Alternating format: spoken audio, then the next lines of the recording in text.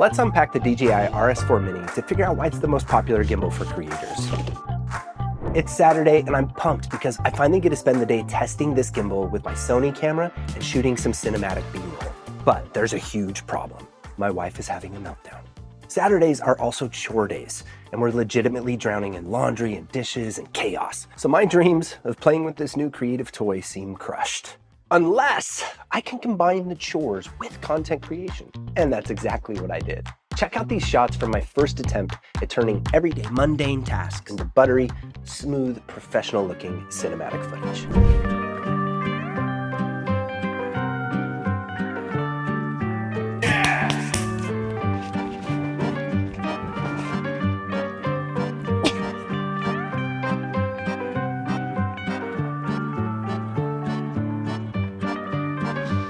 Everybody needs me. Mom, can I get the McDonald's Minecraft meal? How are things going with your project with Ryan? Am I ever going to be able to grow this business? Mom. Hey Veronica, did you ever send those emails to the UK? I don't have any help, I'm drunk. I've been trying to put her to bed for 3 hours. Mom, can you make me a smoothie? Mom, can you make me a smoothie? Veronica? What about my dreams? Things that I want. Mom, can I get the McDonald's Minecraft meal? Keys? Mom, where's the buckets? I don't have any help, I'm drunk. I don't have time to make Sorry, I didn't.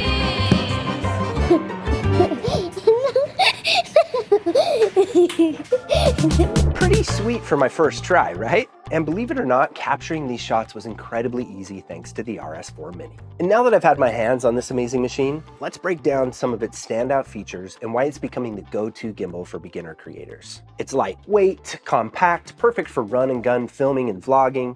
It features next level stabilization, which makes cinematic B-roll effortless, even if you're brand new to shooting. It quickly pairs with your smartphone, unlocking smart tracking, 3D roll, custom pathways, and stunning time lapses, with no extra crew required. So, ready to level up your videos? Let's jump into it, and I'll walk you through my signature POV style setup to easily balance any camera you want on the RS4 Mini. By the end of the video, you'll see why so many creators are obsessing over this thing, and you'll feel confident and have everything you need to start gimbling like a beast. But before we start balancing and setting up, let's demo some of the mind-blowing features. What excites me about this gimbal is that it's the kind of technology that used to be locked up in production studios just a couple of years ago, and now it's accessible to all of us. First, I'm gonna need a sandwich.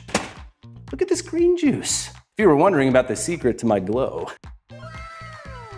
Rosemary ham. Yeah, maybe a little mayo. We're gonna need a little Hefendorf. Hey, look, if you don't have the Hefendorf. Yeah, definitely some cheese. And of course, another really amazing feature, the one that I'm demonstrating here, is the follow feature, where by raising your hand, it will activate and deactivate this follow mode. And it will follow you in 360 degrees. Maybe you have a workshop and you want to kind of just follow yourself around your workshop as you build things or as you create things. I mean, this has got to be the gimbal for you. Eventually it's gonna run into the light though. Will it lose me when it hits the light? Come here! Ah, it lost me. The other thing that's really fun about this gimbal is you could use it much like the DJI Osmo Pocket 3, and you can pull the trigger 3 times. When you do, it will flip around into selfie mode, so you can walk around and film yourself with a high quality professional camera with a delicious lens and walk around anywhere you want. It will follow you, it will be stabilized, you can get some incredible movement shots. And of course, it wouldn't be a complete setup without a little DJI microphone going straight into the camera to capture really good audio, to follow me around and keep that audio crystal clear no matter where I go. Okay, so what do you say we take a look at how to balance your camera on a gimbal? It's time for your POV instructional time-lapse portion of this riveting video. Here's your POV of a quick setup to get a Sony camera with a delicious lens balanced on your gimbal. First, attach the tripod platform to your gimbal. This way we can stand it up and see what's going on. The easiest way to understand your gimbal is that we have 3 motors, or 3 little friends that are gonna help us with stabilization. I also like to think of the motors as joints, and they're these circular parts. The first one down here is the pan motor, this one's the roll motor, and this one up here is our tilt motor. Pan, roll, tilt. Each of these motors have this cool little switch on it, which will lock the motor into place and keep it from turning. Next to those locks is written auto lock. On this side of the unit, we see the pan lock, and we also see the lock of the roll motor, but it's on the other side that we'll see the lock of our tilt. So we're gonna get this balanced before we even turn this thing on. And we're gonna balance from the top down, meaning that we will start by balancing our tilt, then we will balance our roll, and finally we'll balance our pan. So on this side where we have the tilt lock, let's just unlock it. And now it moves around freely. We're also gonna need to unlock our roll motor too. And now if we turn it around backwards, this way we can roll this up and we'll see this platform fall down to a 90-degree angle, which is where our camera is gonna sit. And then we can also now lock this top motor back into place too. And now this is a perfect position to get our camera mounted to this beautiful baby machine. So we'll use the included mounting clip with the fun D screw in the back and attach this securely to your Sony camera. Now this plate will be able to mount into this plate. But first we'll need to put this plate onto the machine. If we look at the undercarriage of the plate, you see these teeth. These teeth are going to face our wheel over here, which means that this little locking mechanism will face the back. So we put it in, and now we will move it around by turning the wheel, not by moving it or forcing it with our fingers. Moving the wheel is actually how we will turn it. This is also how we're going to balance this in a moment. But to attach our camera, we can kind of get this into a central position-ish and lock it into place. The lock is underneath it, and you can see on the side here that we get the lock and unlock icon printed. So you just want to lock it into place by pushing it tightly this way, and it will stick out like that. So now it will be easy to slip this in, ensuring the lock back here is in the unlocked position. It'll slip right in. Then we can look at the space between the camera and the edge. We want to get it nice and snug there while allowing room for the camera to move forward and backward. And that looks great. So now in the back, we see our lock unlock symbol here for our camera plate. We'll just want to pull that until it gets tight.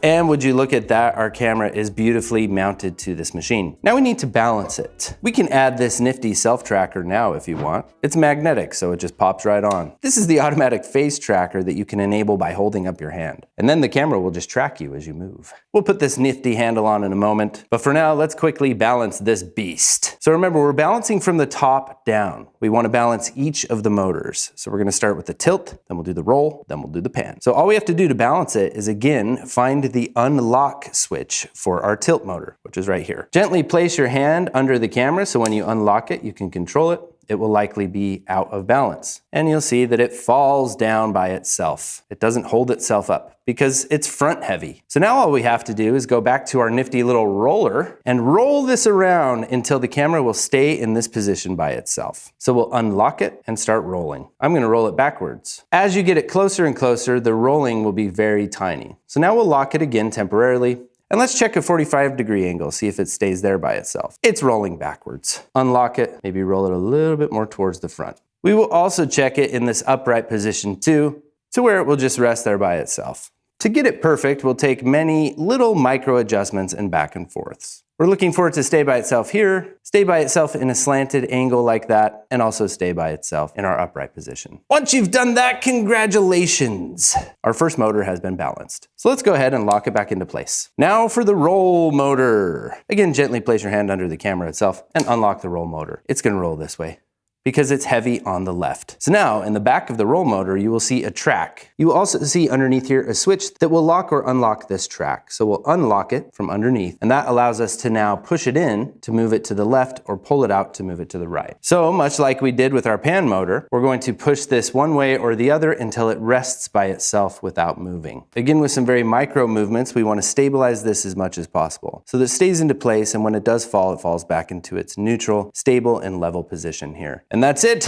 Congratulations, you have leveled the roll motor. Now we can lock it into place. Finally, now we will level the pan motor. Remember, the lock is on this side, so go ahead and unlock that. And now the thing swivels around really awesomely. To level this pan motor, we'll turn the camera so it will be facing us and the computer screen here. So we see the lens of the camera and the interface here on the gimbal. Now what we do is we'll just kind of lean it backwards. And if you lean it backwards, does it fall to one side or the other? And here, as you would guess, there's another locking mechanism and another track with a little ruler so you can guide and find that perfect spot in little micro movements. Here, when you unlock this switch, you can push it in and get the pan just right. You can even subtly move it to the left or the right, and it should never fall, it should never tilt. You can see that it's now, when I lean it back, the gravity is pulling the camera over to this side. So by making a teeny adjustment to your track, relocking it into place, you can check it again. So again, after a bunch of micro movements and you find the sweet spot, you will then lock this track into place. So we have all of our adjustment areas locked into place. And now we can lock that tilt motor back into place and our camera has been balanced. Okay, so anytime we want to turn this machine on or off, we just hold down the power button here.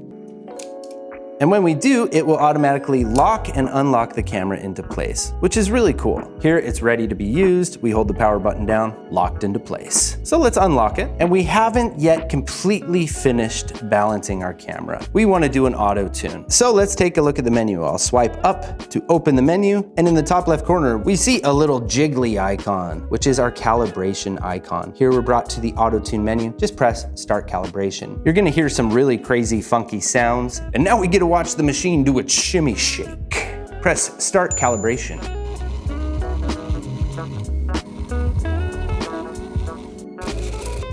Now the screen is set to auto lock, and when it does, you see this sort of quick view here that lets you know what mode you're in. To the side of the screen, you see a switch that lets you change between your 3 modes. PTF at the top, PF in the middle, and FPV in the bottom. It's in the middle one right now, PF, which is pan follow, meaning that we'll pan to the left and the right, but it's not really gonna tilt and roll very much. At the top, you'll have pan tilt follow. This way it will tilt and pan while keeping the roll in control. At the very bottom, we have FPV. This mode releases all 3 motors and it will move around like crazy. If we want to get into the actual menu, we can swipe up, and here you will also see the icon change in the bottom left corner whenever you switch the modes. If you switch to the bottom one and you click into it, you have different options, including 3D roll.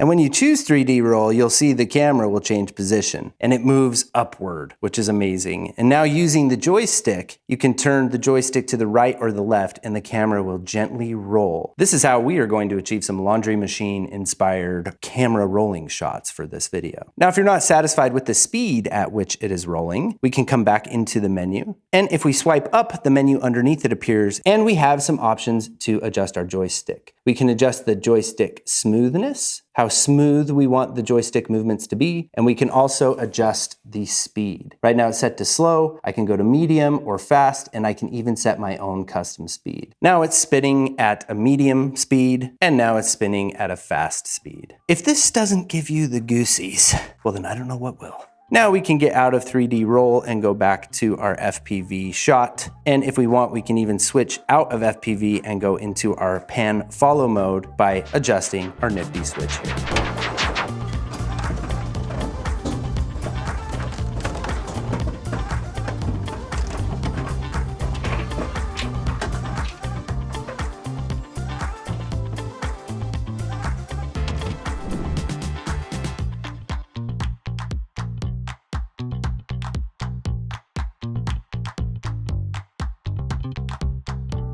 So now it's time to sync Denise up here with the Ronin app. If you don't have the Ronin app, search for it in the App Store. There's also a QR code that comes up and walks you through the process when you first open up this machine. You can see now that it is connected to the RS4 Mini to my phone, and now I can click on Create and do all sorts of amazing things. There is, of course, the virtual joystick that allows me to move the camera around from my phone, which is truly incredible and amazing. There's also the Force Mobile option, and when I enable Force Mobile, it will actually follow the movements of my phone, which is also mind-blowing and crazy. Maybe you could attach this to your head or to a child. And the other 2 crazy standout features are the time-lapse feature and the track feature. We're gonna unpack and give you a POV of how to set up a time-lapse for this video. But tracking is also really amazing too, because you can move the camera around all the way up to 180 degrees in this position. Look at that. This is where your time-lapse camera movement could start, by setting a waypoint. And then we can go entirely the other opposite direction, 360-degree field of view, set a waypoint there, go back and adjust my one waypoint, and now I can press preview and look at this custom movement that I can program the camera to move in. It's going to move between my waypoints. Now, if that didn't fill you with the ticklish giddies,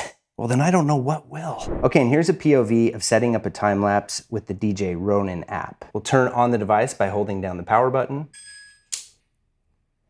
and we'll turn on the camera. And now from the options here, I can choose Create. And from Create, one of the options in here is Time-Lapse. Now I want to have my camera set into photo mode and adjust the settings in my preview just how I want them so it's not being overexposed by playing with the exposure, either the ISO or the shutter speed, to get some really nice photos. Now what I can do is set starting points and end points, as well as the interval time and the duration for my time-lapse scene. This is really cool because you can move this anywhere you want in a very stereoscopic way and get huge movements happening over long periods of time for some very impressive time-lapse photography. So I'll start my scene here at the edge of this pile of laundry, and you'll notice my little camera icon is moved there because I was using the joystick here to move things around. So here I'll press the plus button and that creates my first waypoint. Now I can move the joystick here on the DJI RS4, or I could have moved it by the joystick here on the Ronin app as well too. I prefer the joystick over here. And we'll call that good for my second waypoint. You see the camera icon is moved here on the app. I'll press the plus button for my second waypoint. And now with the intervals, I want it to take a picture every 2 seconds, and I want the whole time lapse to occupy I'll give myself about 20 minutes of time. So now it really is just as simple as pressing this button right here, and it will engage the camera and put the camera into time-lapse mode. So what I'm going to do is actually clean up this pile of clothes. I'll start the time-lapse recording and start rebuilding this pile of clothes here to create a really cinematic shot to really tell the story of laundry piling up and piling up.